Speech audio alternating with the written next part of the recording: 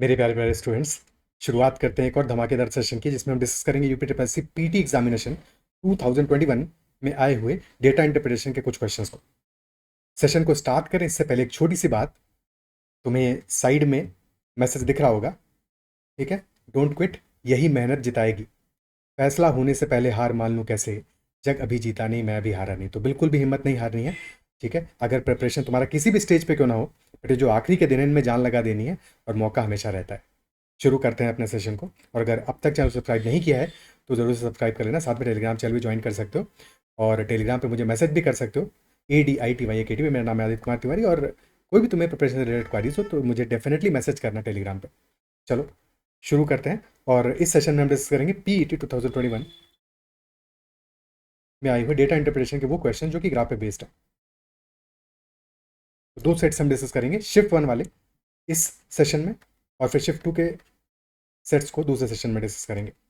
तो पहला सेट हमारा, अब ये एक लाइन ग्राफ बेस्ड सेट है, ठीक है? और यहाँ पे क्या डेटा गिवन है हमें? ग्राफ में एक परीक्षा में 7 छात्रों के इतिहास और भूगोल के अंकों का अनुपात दर्शाया गया, यानी कि अंक तो कहीं पे भी नहीं दिए हमें, हमें रेशियो गिवन है, अनुपात गिवन है, ठीक है? और रेशियो किसका है? इतिहास और भूगोल का रेशियो है।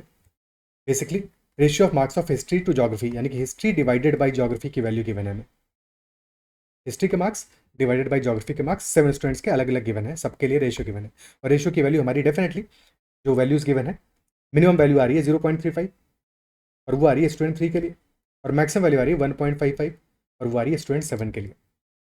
पहला क्वेश्चन, कितने छात्रों ने भूगोल की अपेक्षा इतिहास में ज्यादा अंक अर्जित किए? How many students got more marks in history than in geography?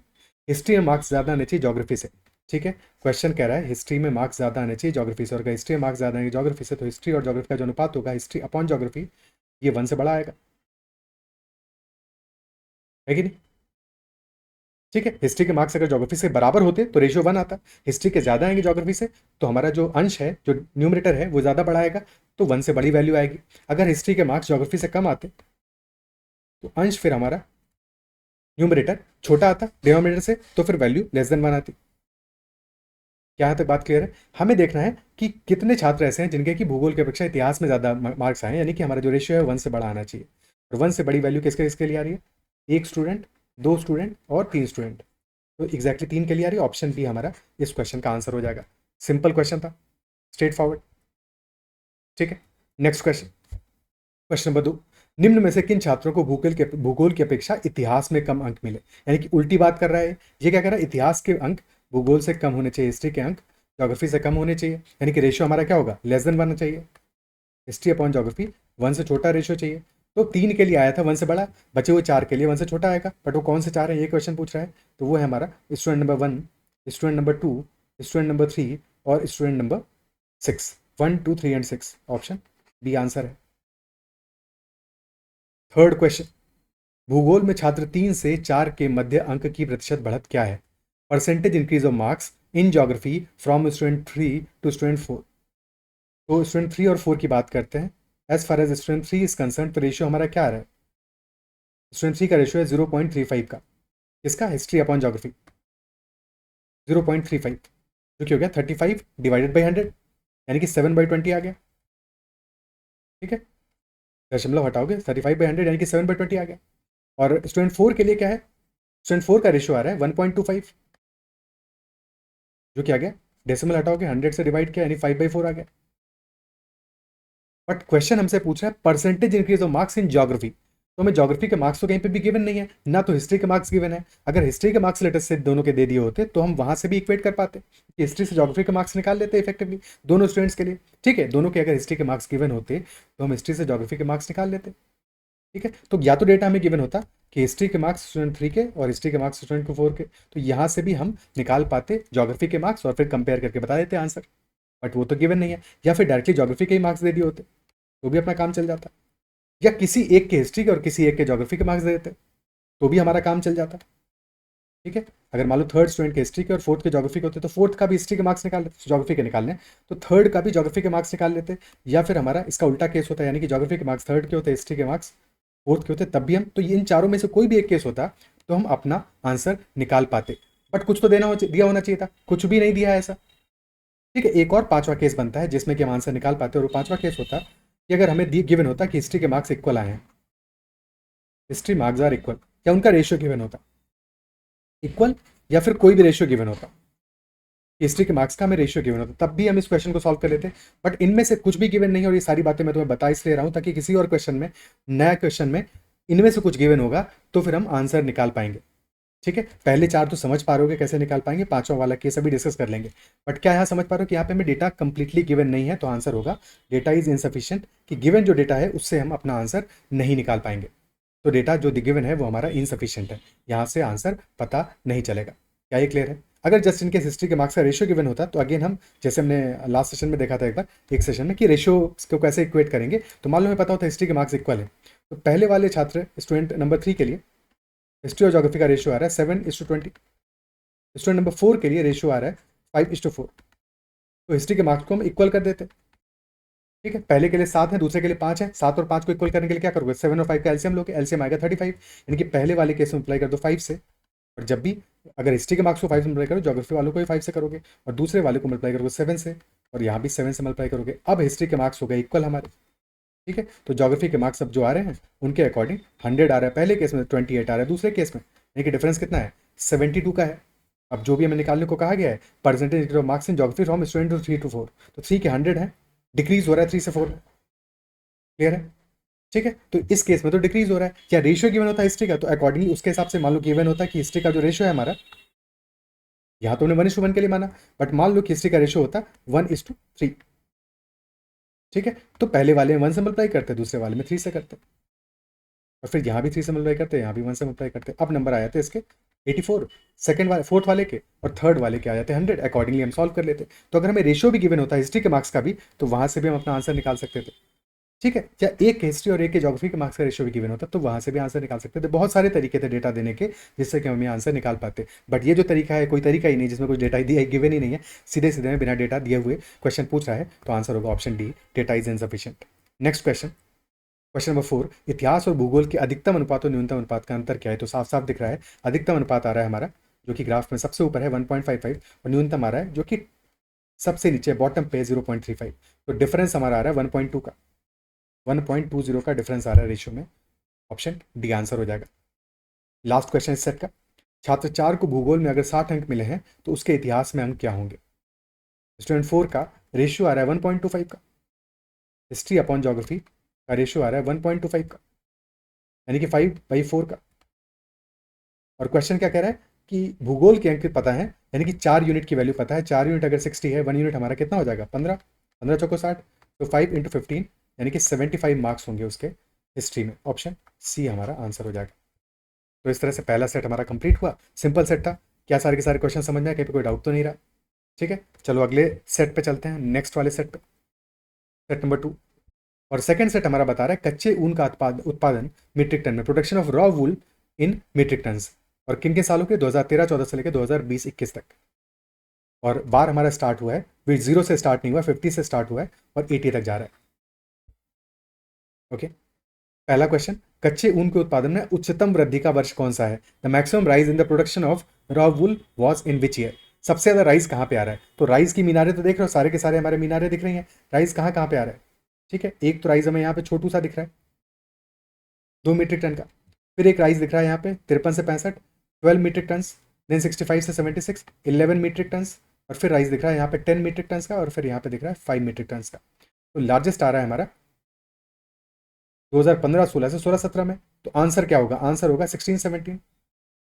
ठीक है, सबसे ज्यादा राइज कब आया? 16-17 में, ऑप्शन सी आंसर हो जाएगा।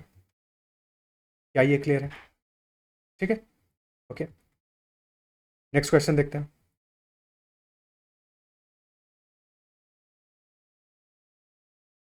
अगला सवाल, पहले 4 वर्षों के उत्पादन की तुलना में अंतिम 4 वर्षों में कच्चे ऊन का उत्पादन कितना प्रतिशत बढ़ गया? During the last 4 years the production of raw wool increase by what percent on the production of the first 4 years? तो पहले 4 सालों का प्रोडक्शन कितना है?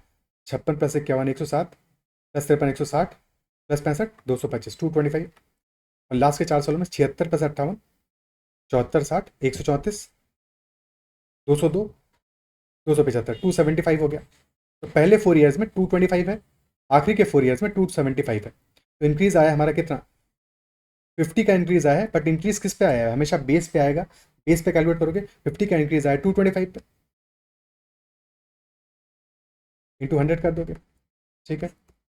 25 से 200/9 हो गया, यानी 22.22% आंसर आ जाएगा हमारा। ऑप्शन बी आंसर आ जाएगा, ठीक है। डायरेक्टली रेशियो से देखना आएगा तो ज़्यादा अच्छा है। 50 का इंक्रीज आया 225 में, यानी कि 2 यूनिट का इंक्रीज आया हमारा 9 यूनिट में, और 1/9 होता है 11.11%। 2/9 हो जाएगा 22.22%, ठीक है। तो एक बार इन चीज़ों को फ्रैक्शन कर और परसेंटेज कन्वर्जन को रिवाइज कर लोगे अपने एंड पे तो बेटर रहेगा।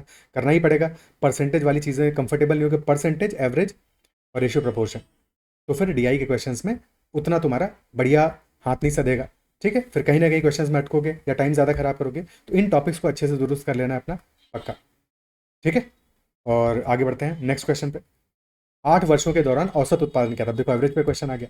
Average production during the 8 years कितना रहा होगा, ठीक है। ऑप्शन है हमारे 50, 52.8, 62.5 एंड 67.2।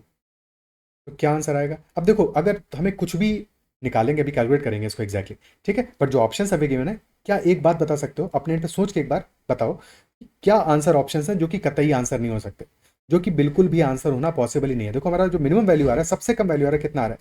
51 आ रहा है, ये मिनिमम है।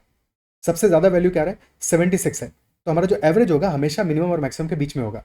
एवरेज हमारा 51 से लेकर 76 के बीच में होगा, और बहुत सारी वैल्यूज हमारी ऐसी हैं जो कि 60 के ऊपर भी हैं, है कि नहीं? तो क्लियरली हमारा आंसर 50 तो नहीं हो सकता, बिल्कुल भी पॉसिबल ही नहीं, क्योंकि 50 तो मिनिमम से भी छोटा है, ये तो 51 से भी छोटा है, तो ये आंसर नहीं हो सकता। 76 से ऊपर का कोई आंसर नहीं हो सकता। और साथ में जितना दिख रहा है हमको 50 के 1 के अलावा जो नेक्स्ट वैल्यू भी आ रही है वो 53 है, यानी कि आंसर हमारा 52.8 भी नहीं हो सकता है।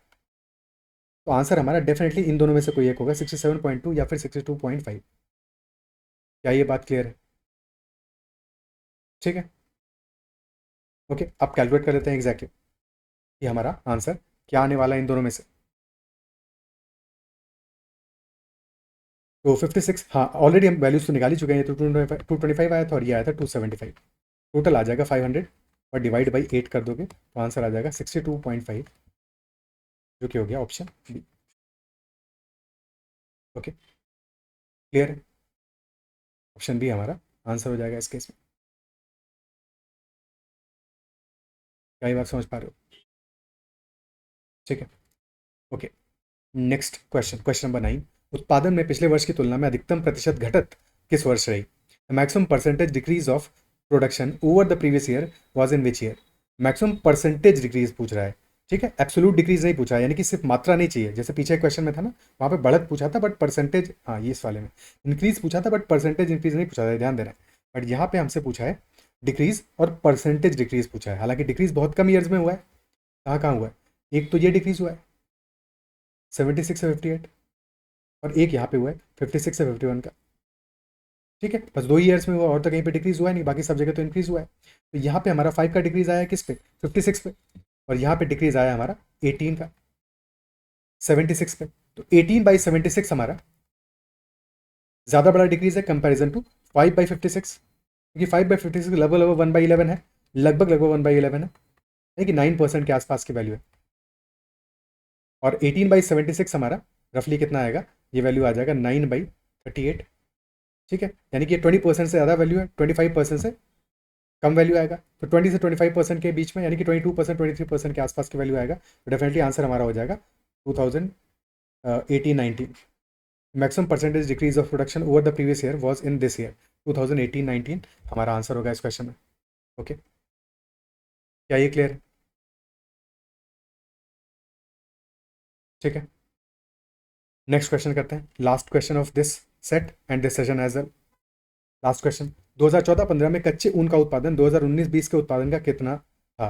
क्या रेशियो में था? Production of raw wool in 2014-15 was what of the production in 2019-20? 14-15 में आया था 51, 19-20 में आया 68, तो 51/68, 17 17 चौको और सर 3/4 था, 3/4 था। ऑप्शन डी आंसर होगा। तो ये थे हमारे दो सेट्स जो कि पीईटी एग्जामिनेशन 2021 में आए थे, और दोनों ही सेट्स में कुछ क्वेश्चंस, तो एक दो क्वेश्चंस, कुछ क्वेश्चंस थे जो कि अच्छे क्वेश्चंस थे, otherwise questions were easier comparatively. I believe कि जो भी हमने डिस्कस किया वो सब कुछ समझ में आएगा। और सेशन अगर पसंद आया तो इस सेशन को लाइक जरूर करना है, अगर सब्सक्राइब नहीं किया है तो जरूर से कर लेना, साथ में बेल आइकॉन भी जरूर प्रेस कर देना। इतना ही रखते हैं सेशन में, और नेक्स्ट सेशन में हम कुछ और क्वेश्चन डिस्कस करेंगे डीआई के। That is all for the session. Bye bye, take care and keep learning.